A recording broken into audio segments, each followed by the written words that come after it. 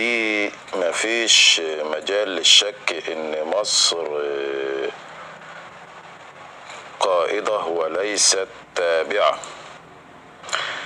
مصر بقت الميزان اللي بيحسب حسابه الكل، من امريكا لروسيا ومن العرب لاسرائيل. واللي فاكر ان القمة دي كانت كلام بروتوكول يبقى لسه مش فاهم ان السياسة مش بالكلام.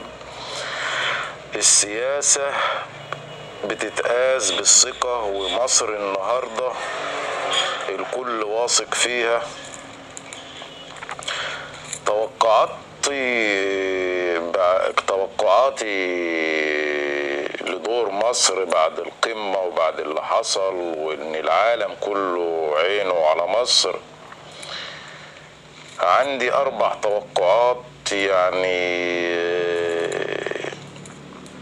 رقم 1 في الملف الفلسطيني بالتحديد، مصر هتكون الوسيط الوحيد اللي العالم بيثق فيها، لا قطر ولا تركيا ولا غيرها، لأن مصر أثبتت إنها بتسعى للسلام الحقيقي، مش للمكاسب السياسية فقط.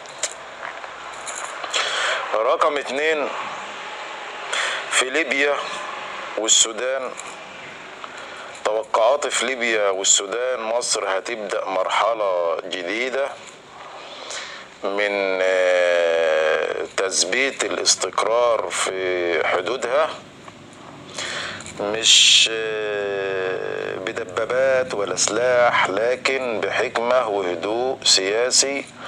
مصر هتجمع الأطراف المتصارعة على مائدة واحدة، وهتفرض احترامها بحضورها القوي، مش بتهديدات ولا بالسلاح ولا بأي حاجة غير باحترامها وبحضورها القوي وبهدوءها.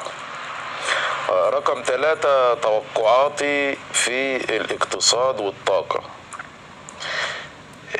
في الاقتصاد والطاقة بعد القمة هتبدأ مصر تتحرك في ملفات الغاز والطاقة كمركز توزيع رئيسي للمنطقة.